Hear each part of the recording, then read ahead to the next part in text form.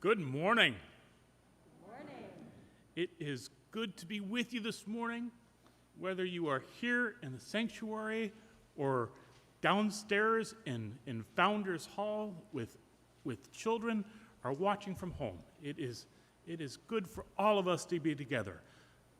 It is cold, dark, and dreary this morning. After having lived in the Pacific Northwest for 20 years, all I can say, it's beginning to feel a lot like Christmas. And here we are, just 2 days away from the winter solstice and 6 days away from Christmas.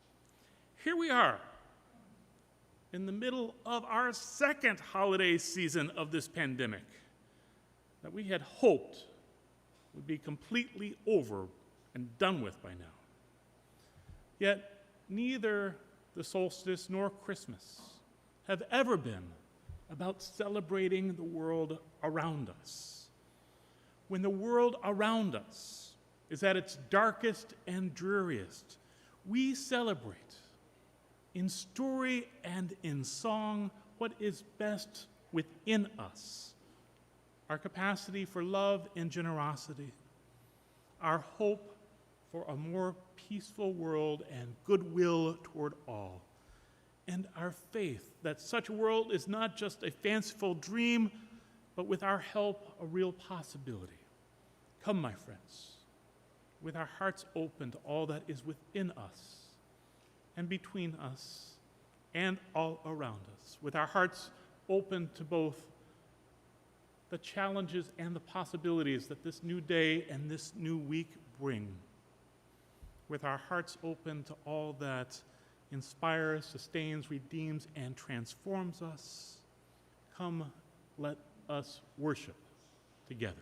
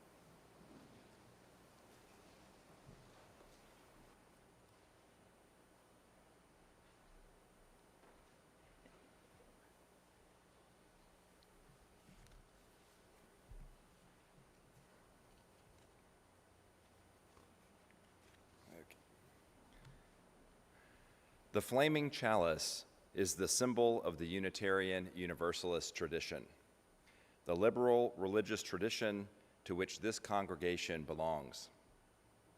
I invite you to stand for the lighting of our chalice. If you have a chalice at home, I invite you to light it with me at this time.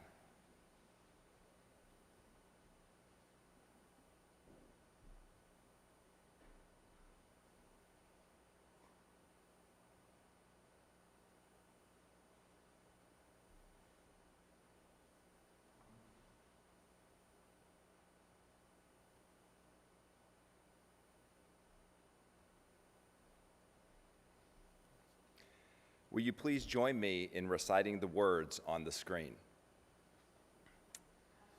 As we kindle this flame, we recommit ourselves to the mission of this congregation, to build a Unitarian Universalist community that transforms lives and empowers people to serve the world. May the light of this flame be welcoming to all who seek a liberal religious home. Our opening hymn this morning is number 245, Joy to the World. Will you please stand as you are able?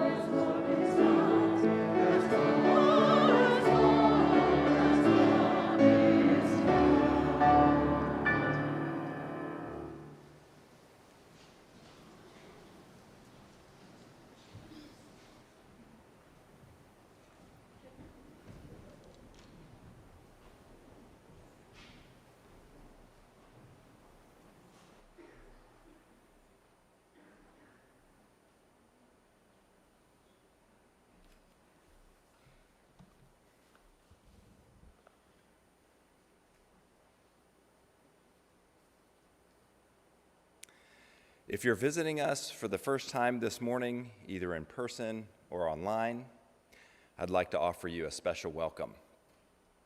Here at the Unitarian Universalist Fellowship of Raleigh, we are an intentionally inclusive, liberally religious, and actively serving the common good of our shared world.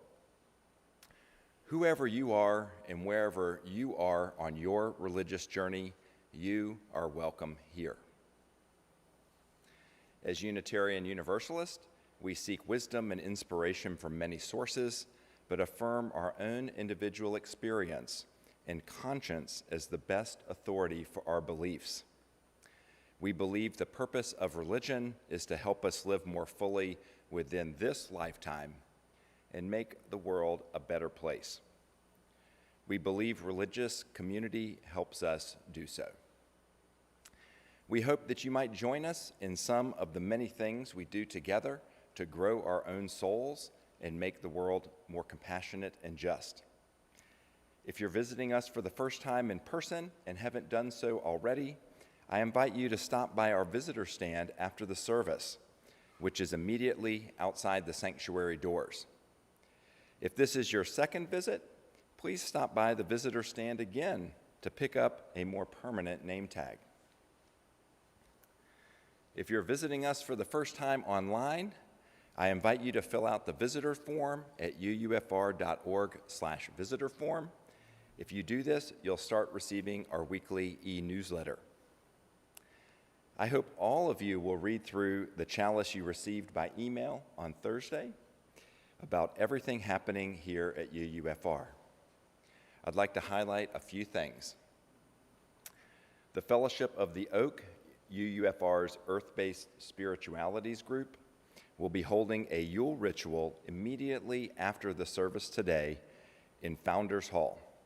Everyone is welcome to attend. This Friday, Christmas Eve, we will have 2 services. The first service is at 5 p.m. and is especially for families with young children. For this service only, children are welcome to attend regardless of their vaccination status. Our second service will be at 8 p.m. However, we'll begin caroling at 7:30 for anyone who would like to come a little earlier. For this service, we ask that only vaccinated individuals attend in person. Both services will be live streamed on YouTube. Chalice Circles are our most popular small group program for adults at UUFR. And our next round of Chalice Circles will start in February. The deadline for signing up is 11:59 p.m. on December 31st. I know everyone will be awake then to sign up at 11:50, not midnight, 11:59. To learn more about Chalice Circles or to sign up, please visit uufr.org/Chalice Circles. And if you're here today, you're in luck. There is a Chalice Circle Taste of Soul meeting today after the service over in Peace Hall in room 101, where you can try out Chalice Circles to see what they're like. Because of the recent increase in COVID-19 cases and the arrival of the Omicron variant in North Carolina, we will not be serving any food or beverages during our in-person social hour this morning. We hope many of you will still stay around, either here in the sanctuary or in the foyer to socialize for a while. For those of you watching online, there are instructions for how to join our Zoom social hour on the front page of our website at uufr.org. I now invite you to meet and greet each other. As you do, please refrain from shaking hands or hugging, but feel free to wave, bump elbows, or bow. For everybody at home, please do so using the chat function on your screen and pick out your favorite emoji to share with everybody else. Thank you and good morning.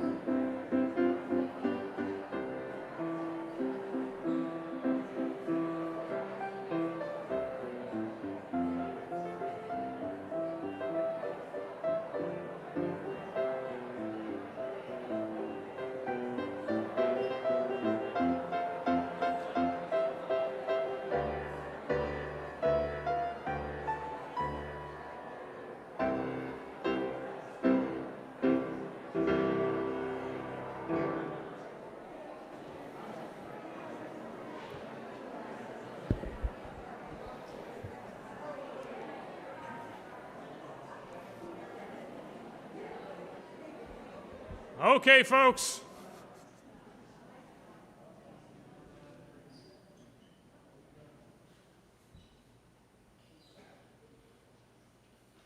It's good to see all of you in such a festive mood. I see Jane sitting here in the front row. I should say thank you to Jane and her crew of volunteers for putting up our holiday decorations yesterday.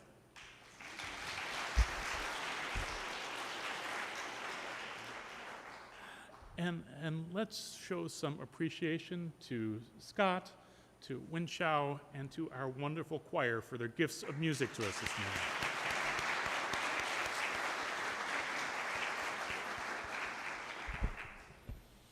This is a time in our service when we acknowledge some of the joys and sorrows of our community. Anyone is invited to email a joy or sorrow to joysandsorrows@UUFR before 9 a.m. on Sunday. And anyone is also invited to light a candle before the service, to silently share a joy or to silently acknowledge a joy or sorrow. But anyone is also invited to fill out one of our cards if you'd like that joy or sorrow to be shared. Folks at home can use the chat function now on your screen if you'd like to share a joy or sorrow. Jennifer Williams had knee replacement surgery on Wednesday. Let's send Jennifer healing wishes for a quick recovery. Becky Harper, a UUFR member and one of the named litigants in a lawsuit against gerrymandering in the state of North Carolina, says that the case will be heard by a Superior Court 3-judge panel on January 3rd. We lift up our hopes with Becky for fair elections within our state and all around our country. Jane Harrison shares that her friend Billy is in jail and may be facing time in prison. Prayers are appreciated for him and his family.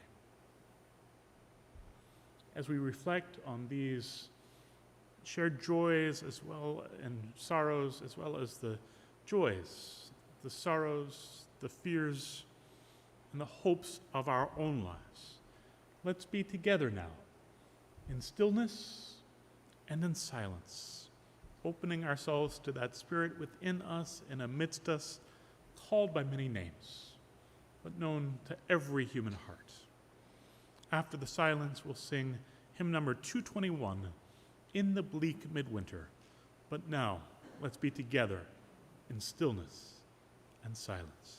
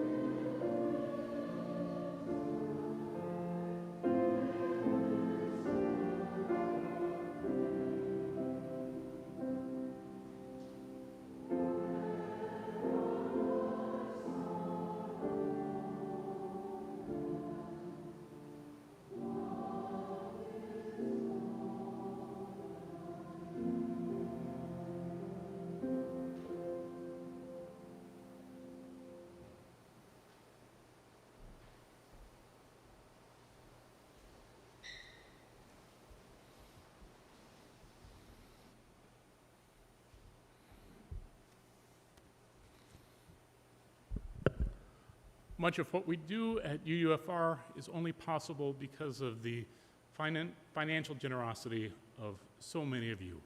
It is now time for this morning's offering. Please come forward and leave any gifts you may have in our baskets, or use one of the methods that we have. I'm sorry, we're actually not going to have methods on our screen this morning because we're going to have an offertory hymn this morning, a good Christmas hymn about generosity, Good King Wenceslas. It's now time for this morning's offering. I invite you to stay seated while you sing.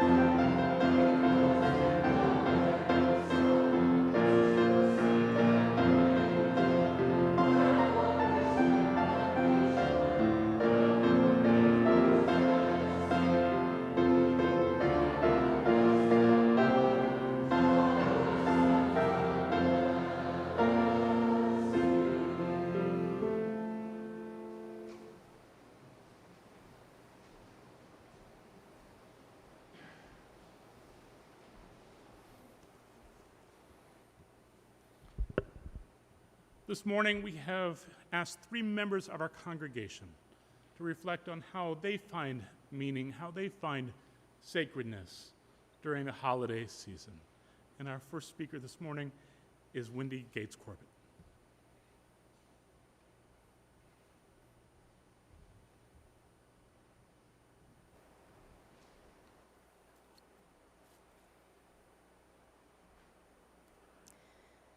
It's this time of year that I am especially appreciative of my faith because I'm not tethered to a dogma that blinds me or scolds me for finding the sacred wherever I find it in my world.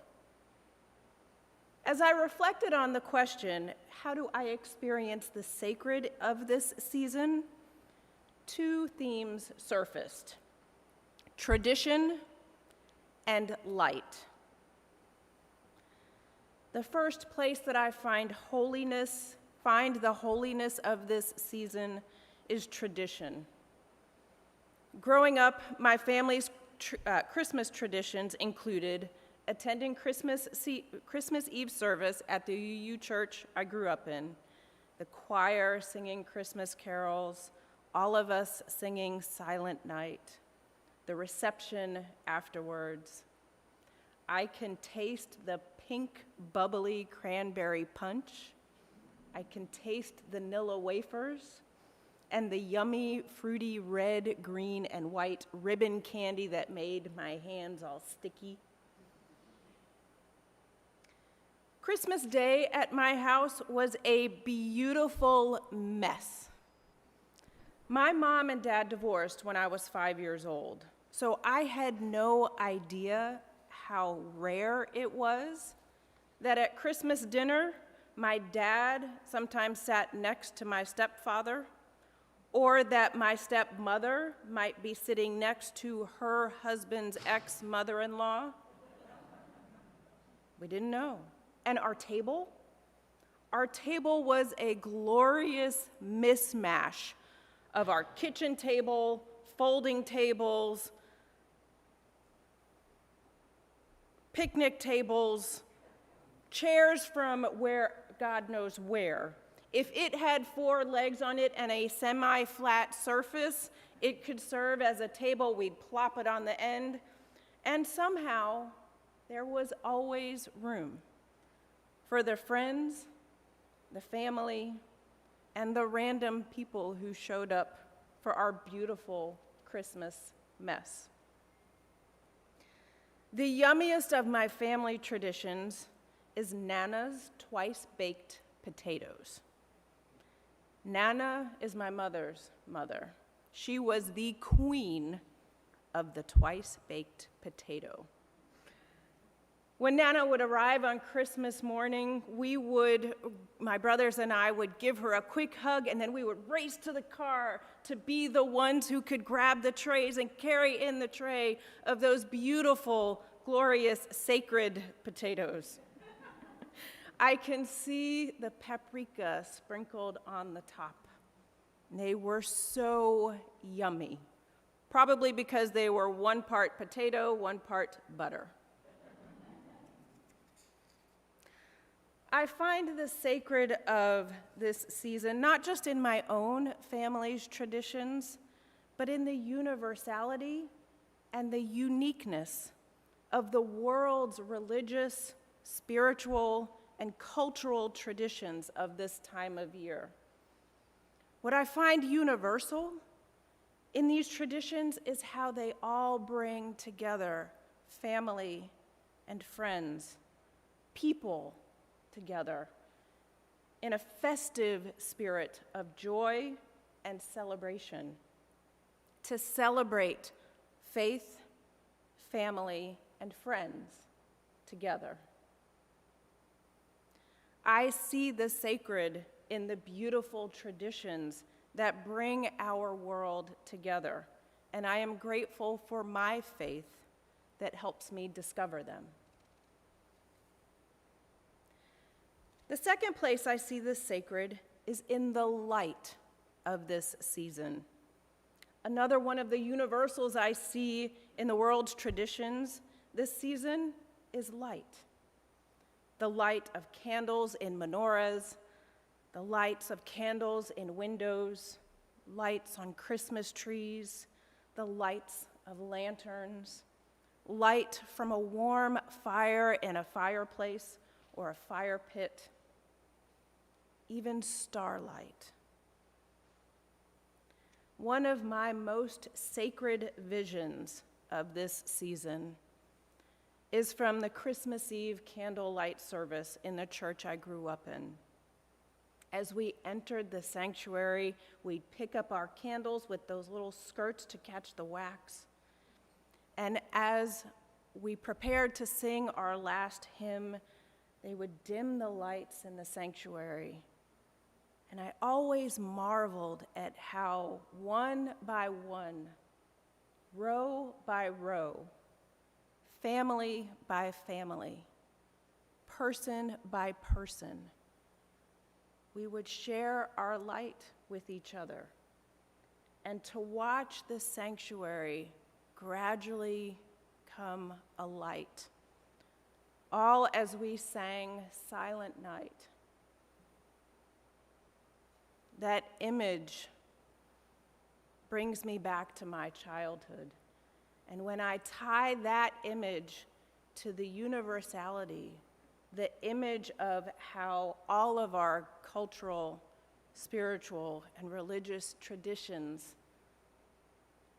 can shine light in our world, can shine our light with each other, that is sacred for me. That vision, that experience, the idea of all of us shining our light reminds me of how much we need each other's light. It reminds me of how much I need your light. It reminds me how much of a difference my little light makes. And how much, when we put our light together, when we come together as friends, as family, when we come together in tradition, we celebrate our being together, our light shines on the world. I am ever so grateful for my faith that frees me to see the sacred light in myself and in you.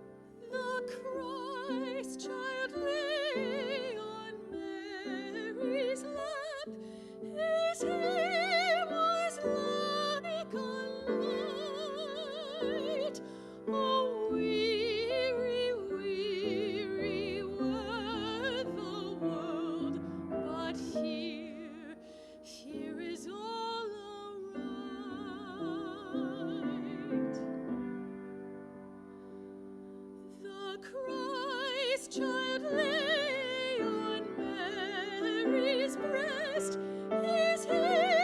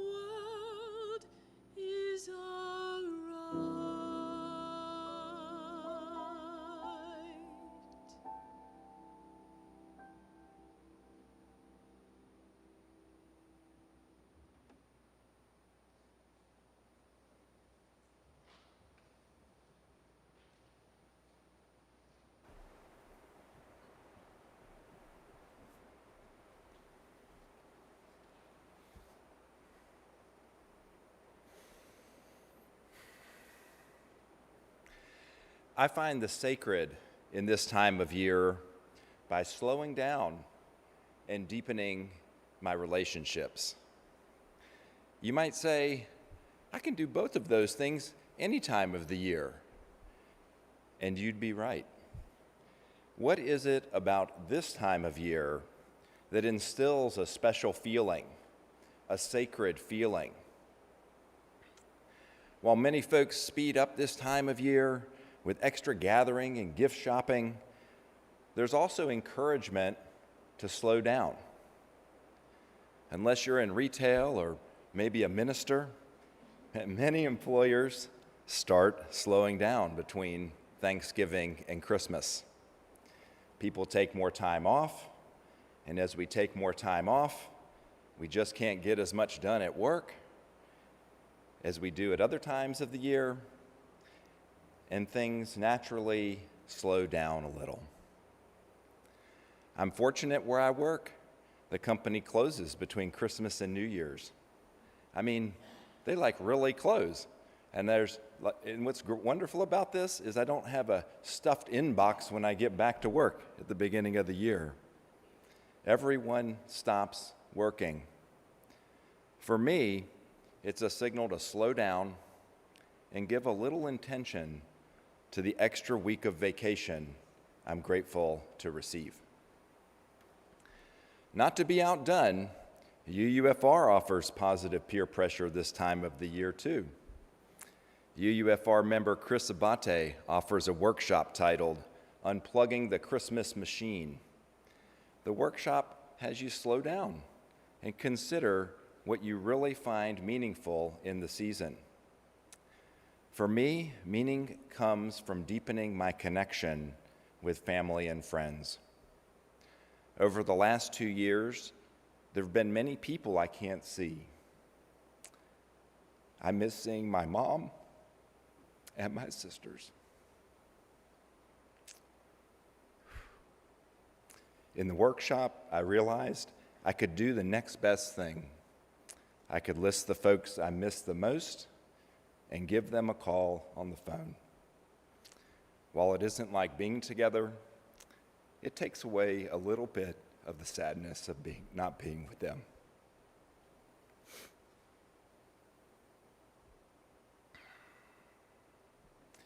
For the people I can see, I make plans to be with them. My daughter Erin is home from college, and we're going to the art museum. Beth and I are going to take a trip to a local winery, and my son Eli and I, we're going shoe shopping. Not super glamorous, but a great way to deepen our connection while I have extra time by slowing down to be with those that matter.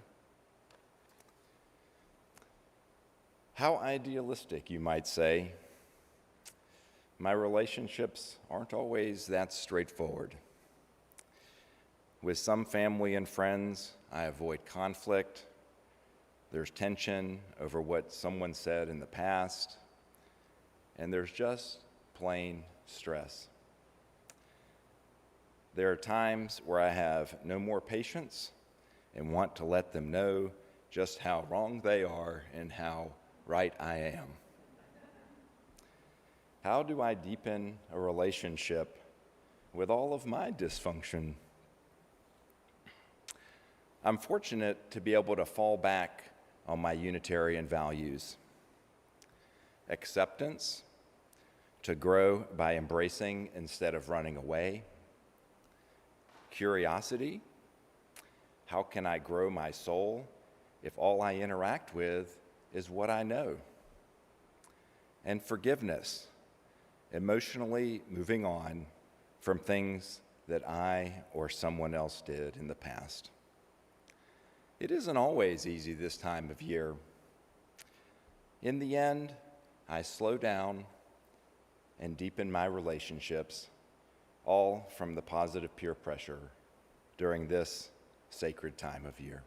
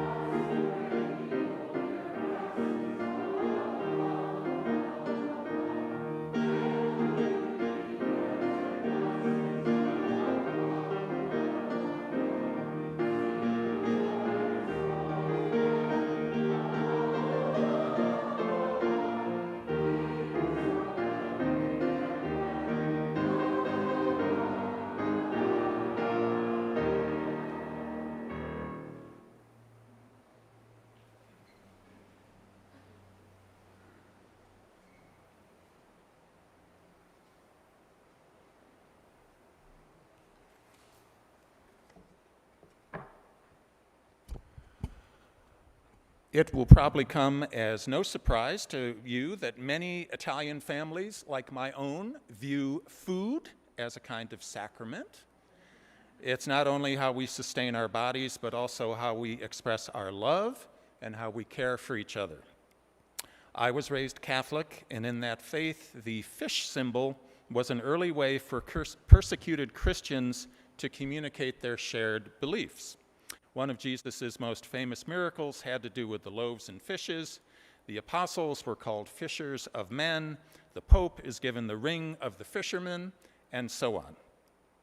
The traditional Christmas meal for Catholics is the meal of the 7 fishes, 7 being drawn from the 7 sacraments. In our house, that meant shrimp cocktail, linguine with clam sauce, polenta and bacala, which is cornmeal and salted codfish, octopus salad, and fried oysters. That's only 5 fishes, but believe me, that's enough fish.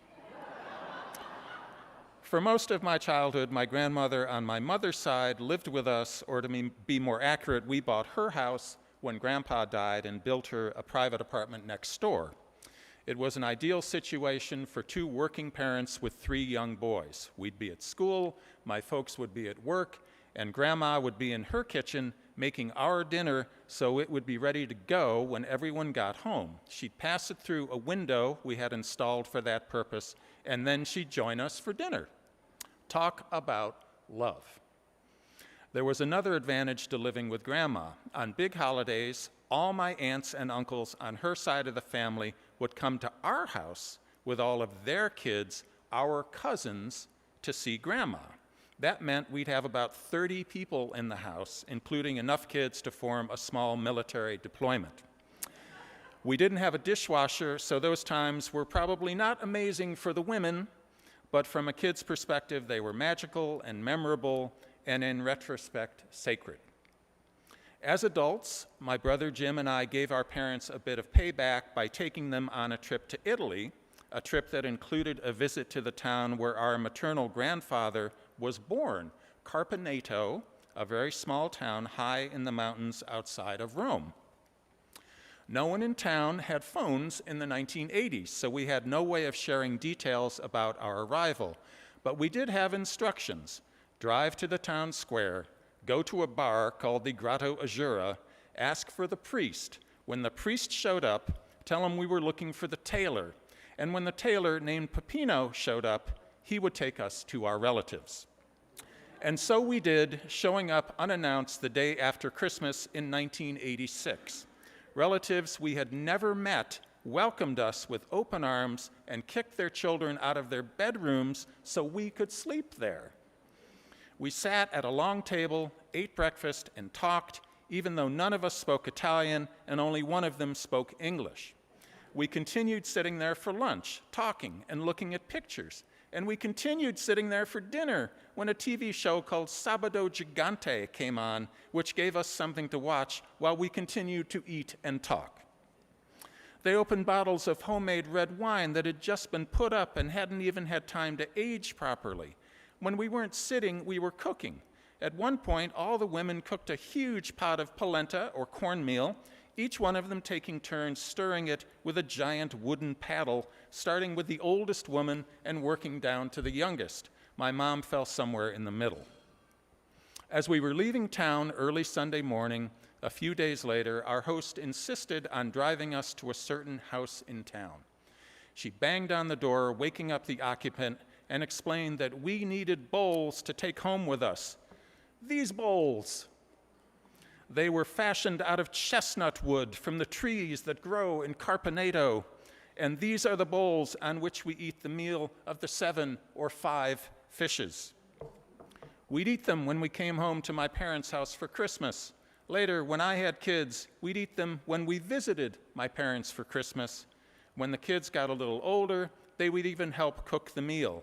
I was pleased to learn that my son Zane enjoyed breading and frying these slimy oysters. And my daughter Isabella was not at all grossed out by octopus tentacles and suckers and loved cutting them up for the salad. We would cook the meal together with my parents when they were alive, and now we do it at our house, and I know that in some way my kids will continue to prepare these special foods, probably on these special plates when I'm not around. For me, this is what's sacred about the upcoming holiday: these memories, these foods, family connections, generosity, time spent together. I was fortunate to have them, and I'm fortunate to pass them along, and they are what make this holiday sacred.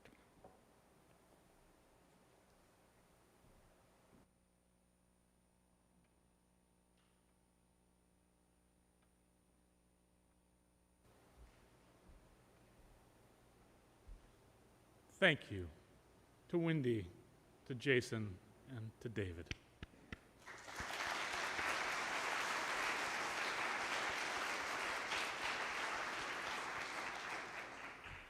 Our closing hymn this morning is "It Came Upon the Midnight Clear." Will you please stand as you're able?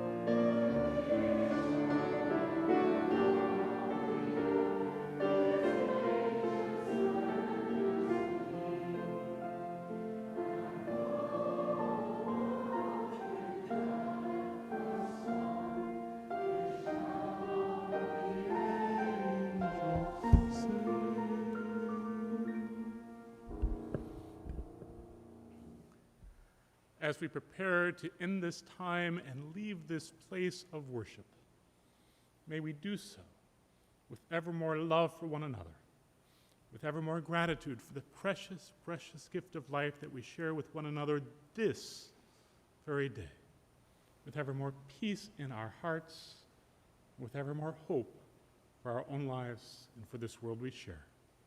Amen.